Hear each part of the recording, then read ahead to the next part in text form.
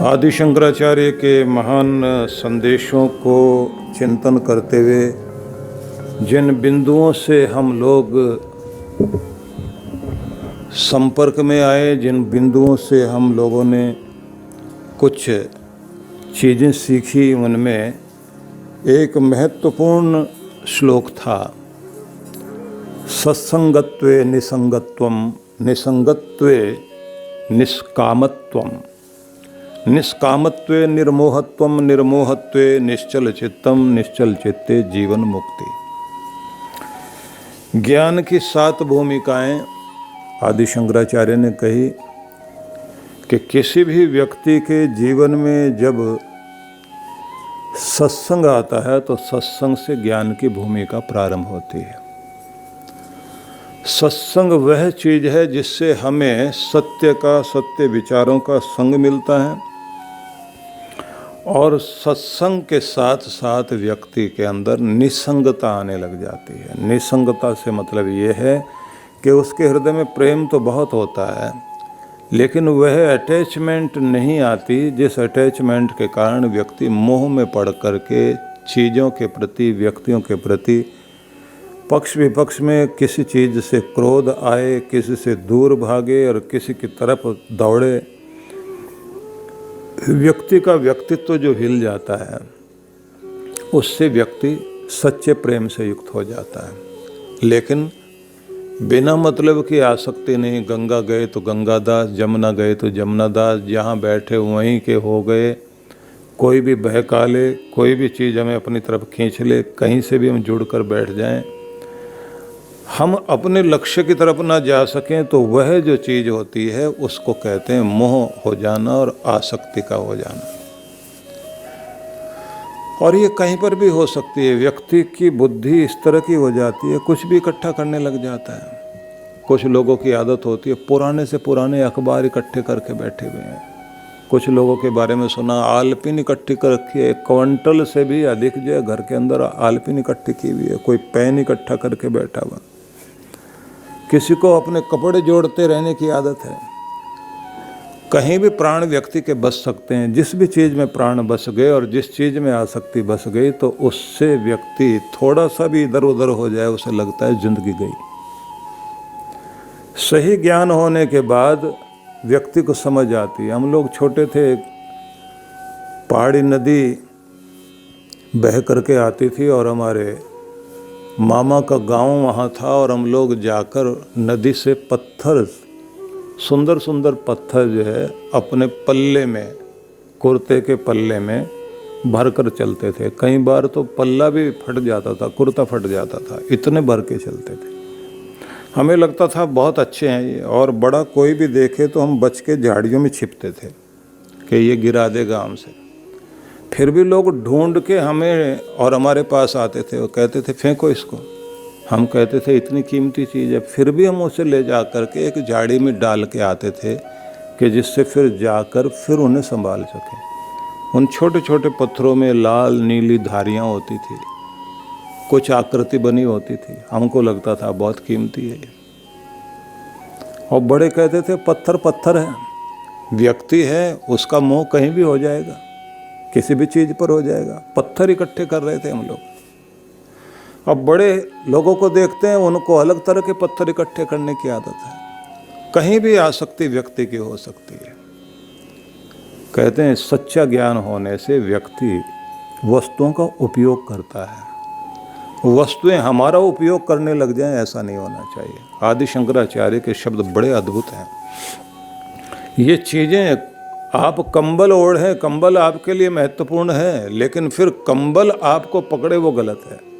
और कंबल तब पकड़ता है जब आदमी अपने नियम भूल जाए। आपने देखा हो ना, सर्दियों के दिनों में सुबह सुबह जो उठने में मुश्किल पड़ती है, क्योंकि कंबल पकड़ लेता है। फिर आदमी का नियम नहीं चलता। रजाई पकड़ेगी, कंबल पकड़ लेगा। कंबल पकड़ने का मतलब वही है कि आप अपना नियम ना निभा सको। सोचते थोड़ी देर और सो लेते हैं, ऐसी भी क्या बात है, 10-15 मिनट में क्या होता है।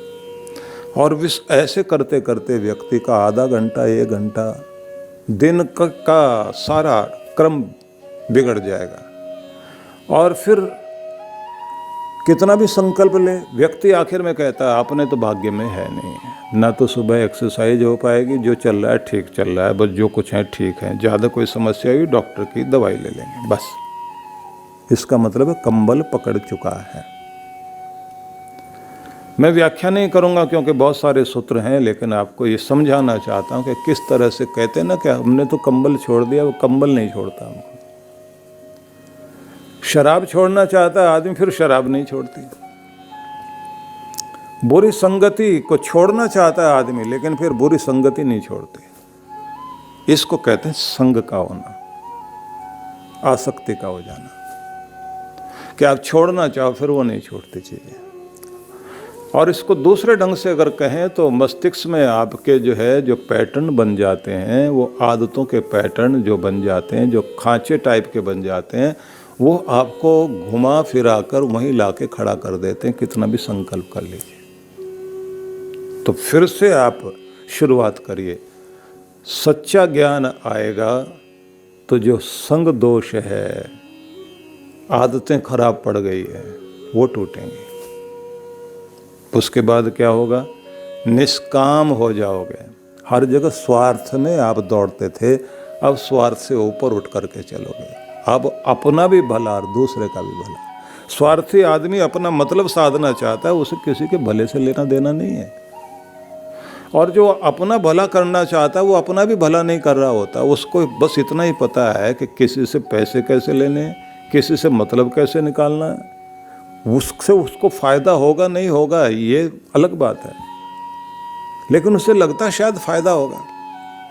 हो सकता है कि वही चीज उसकी जो है, उसका वो लालच उसके लिए बहुत बड़ी मुसीबत बन जाए।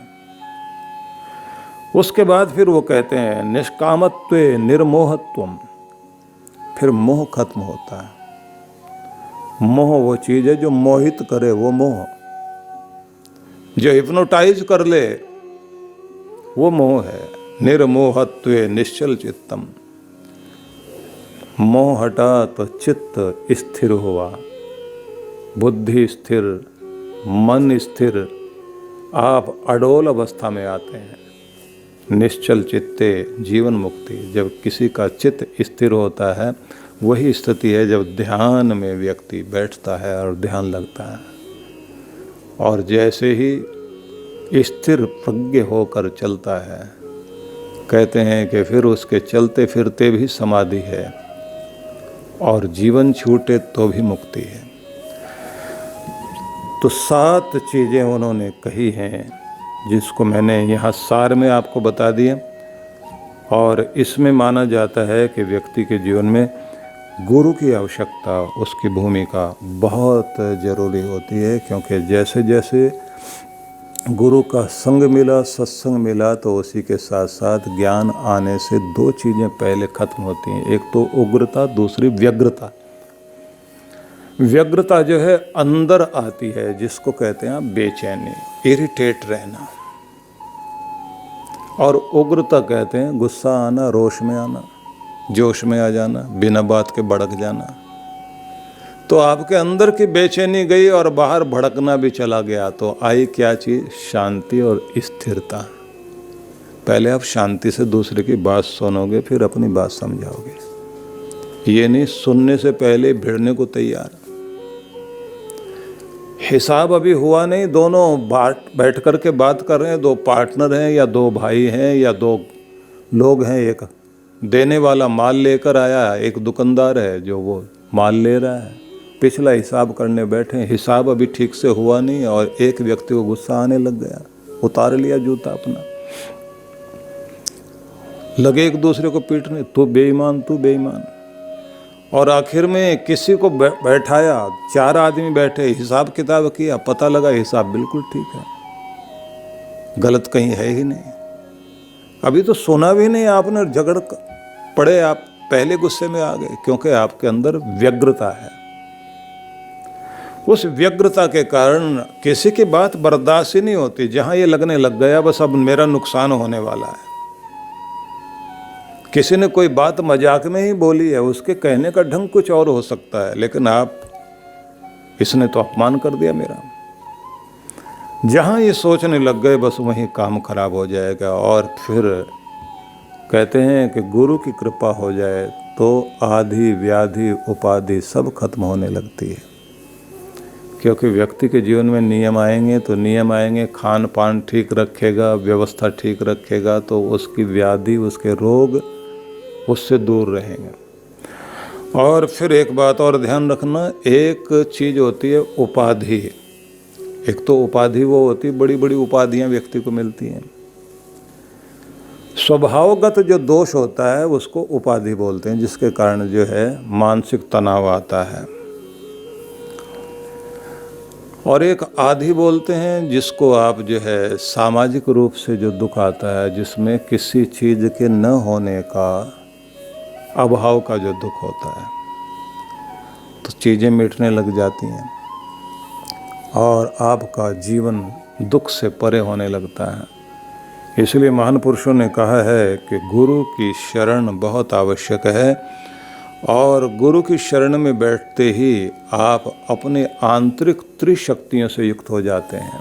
त्रिशक्ति में आ जाता है, जैसे नाभि केंद्र में ध्यान करने से आपकी ब्रह्म शक्ति जागृत होती है और हृदय में ध्यान करने से आपकी विष्णु शक्ति जागृत होती है और आज्ञा चक्र में तिलक वाले भाग में ध्यान करने से आपके अंदर रुद्र शक्ति जागृत होती है, जिससे आपके जीवन में शांति और चैन आने लग जाता है। दूसरे ढंग से आप कह सकते हैं कि महाकाली महालक्ष्मी तीन शक्तियों का प्रभाव आपकी ज़िंदगी में आता है। एक शक्ति को कहा जाता है, महाकाली शक्ति जो है क्रिया शक्ति कहलाती है, एक्शन वाला जो रूप आपका होता है, एक्टिव हो जाना। और जो महालक्ष्मी वाला रूप है वो द्रव्य शक्ति है, समृद्धि की शक्ति है। और फिर आप महासरस्वती, उसे आप कहेंगे ज्ञान की शक्ति।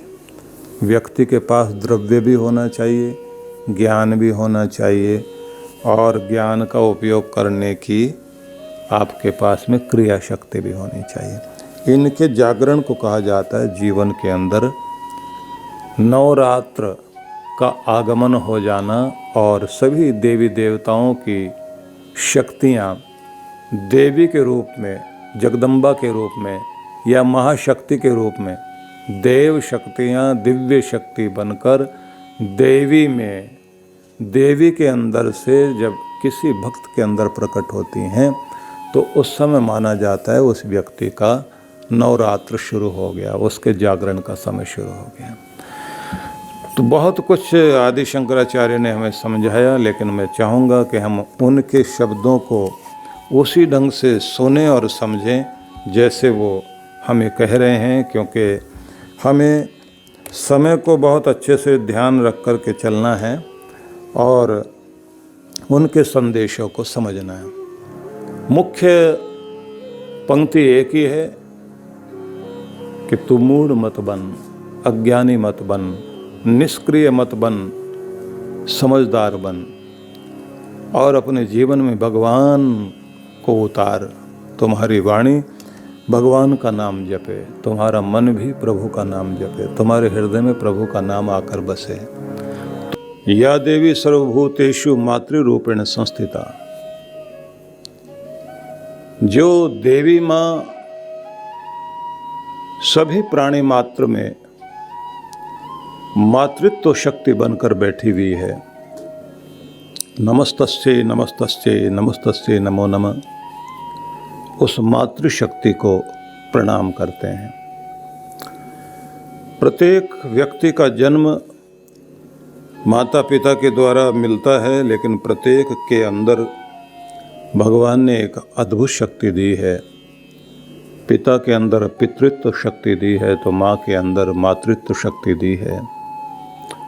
उसी का परिणाम तो ये होता है कि किसी बच्चे को जन्म देने के साथ ही कोई युवती जब माँ बनती है तो उसका समस्त प्रेम और सारी ऊर्जा अपने बच्चे के लिए लग जाती है। किस तरह से ध्यान देती है। उस समय उसका पूरा ध्यान इस बात पर रहता है कि मेरी नींद भी मेरे बच्चे के लिए है, मेरा सुख चैन भी मेरे बच्चे के लिए है, मेरा सजना संवरना भी मेरे लिए महत्वपूर्ण नहीं, मेरे बच्चे को संवरना, उसका ध्यान रखना। जो अपने गर्भ में रख कर के माँ अपने श्वासों से श्वास बांटकर, अपने जिगर का खून देकर संतान को जन्म देती है, कितना लगाव उसके अंदर अपने बच्चे के प्रति हो जाता है। नींद कोई भी नहीं चाहता कि वो अपनी नींद को त्यागे। सोते सोते गहरी नींद में अगर माँ को पता लगता है कि उसका बच्चा इस समय करवट ले रहा है या उसको कोई दिक्कत है, छोटी सी आहट में भी उठ जाती है। गोद में लेकर सुलाएगी, पिता डांट देगा और कहेगा सारा दिन काम करता हूं तो कम से कम रात को चैन से सोने तो दो। और फिर वो अपनी गोद में लेकर बरामदे में, बालकनी में दूसरी तरफ ले जाकर के बच्चे को थपकी देकर सुलाती है, किसी से शिकायत भी नहीं करती। और कमाल तो ये है कि हर आदमी दूसरे की गंदगी से घृणा करता है। अपने को तो स्वच्छ कर लेता, लेकिन दूसरे को स्वच्छ करना आसान बात नहीं है। लेकिन वो माँ अपने बच्चे को स्वच्छ करने के साथ सजा संवार कर, अपने दिल से लगा करके उसे प्यार करती है। और कहीं भी कोई संकट आए तो अपने आप को आगे कर देती है। सोचिए, माँ का हाथ थर्मामीटर है, हाथ से छू करके बच्चे का तापमान नाप लेती है कि लगता है ठीक नहीं है ये। उसका माथा छू लेगी, हाथ छू लेगी, हाथ गर्म लग रहा है। उसके चेहरे को देखकर उसे समझ में आ जाता है कि आज इसकी तबीयत कैसी है।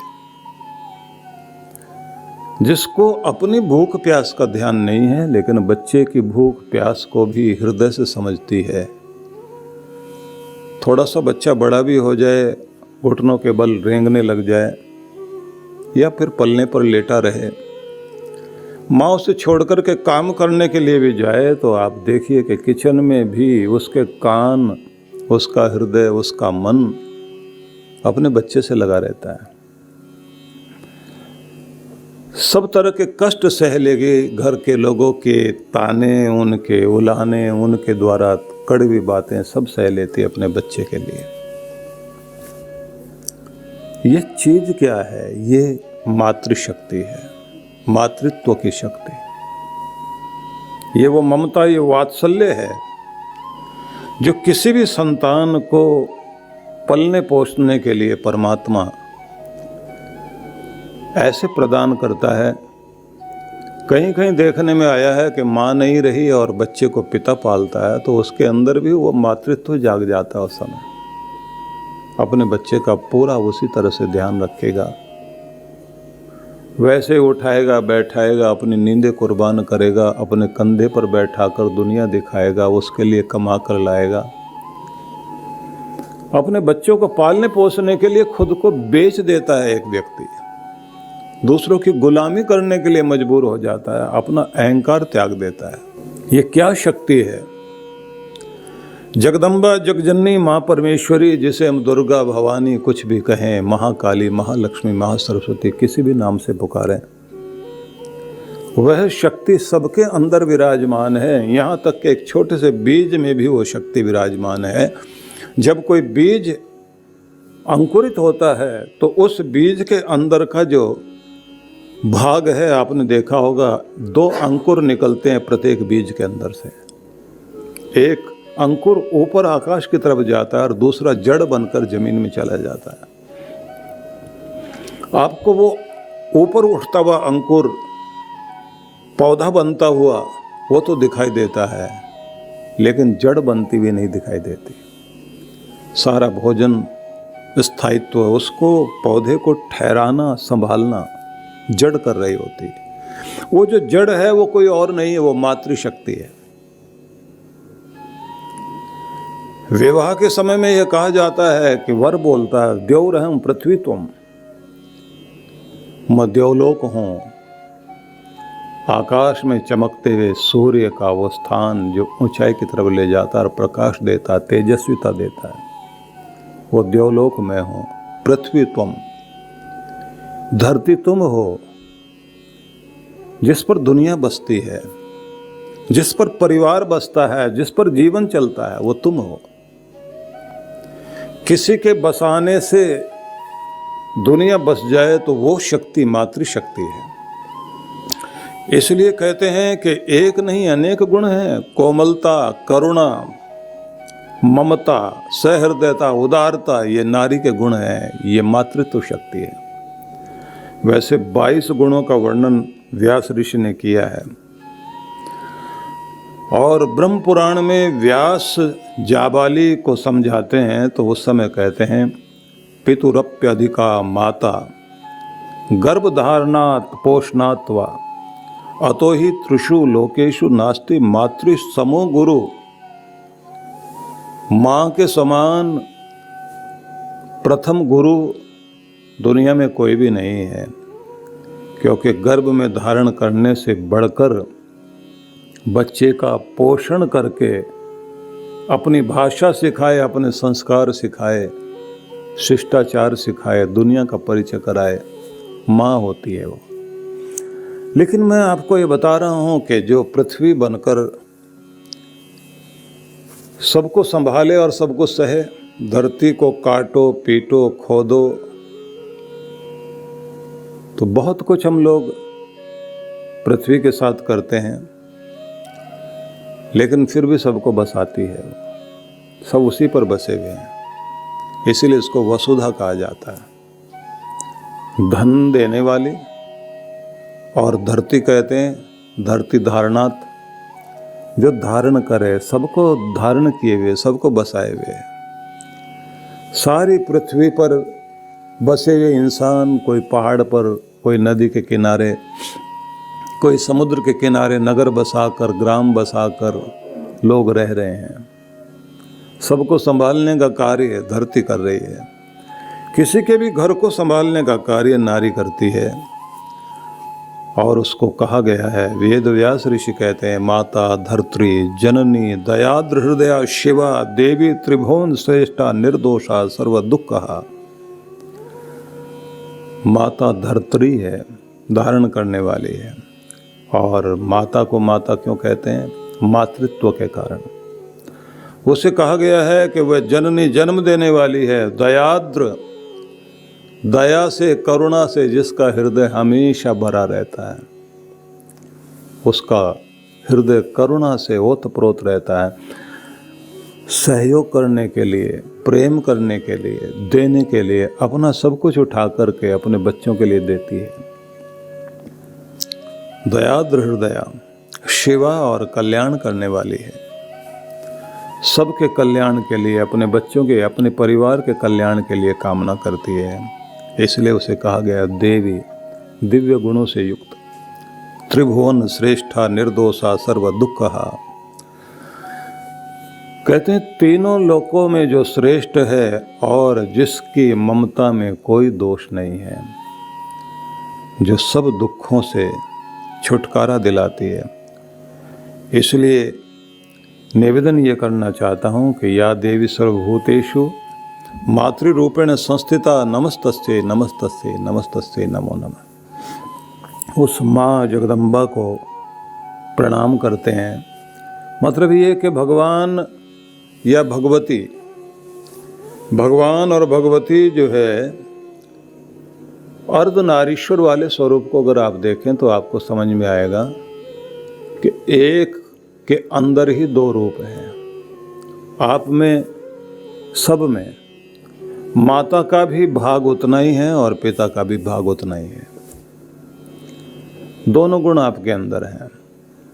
इसलिए भगवान ने ऐसा बांट रखा है कि आपका बायां भाग, नाक से सीधी रेखा खींच दीजिए, और लेफ्ट साइड वाला जो भाग है वो पूरा कोमल बनाया है, हृदय भी उधर ही रखा है।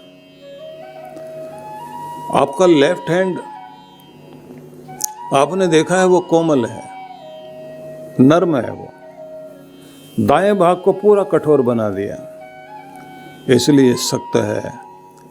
इसको सज्जा हाथ भी बोलते हैं, जो सज्ज है, तैयार है। उर्दू में आप तैयार कहते हैं, और किसी काम के लिए तैयार होने को संस्कृत में और हिंदी में सज्ज होना, कि मैं इस कार्य के लिए सज्ज हूँ, तो सज्ज शब्द का प्रयोग किया जाता है, जिसका मतलब होता है कि तैयार। तो इसलिए इस हाथ को सज्जा हाथ भी लोग बोलते हैं, और इसको जो है पंजाब में लोग सज्जा हाथ, खब्बा हाथ, बाएं को खब्बा हाथ बोल देते हैं।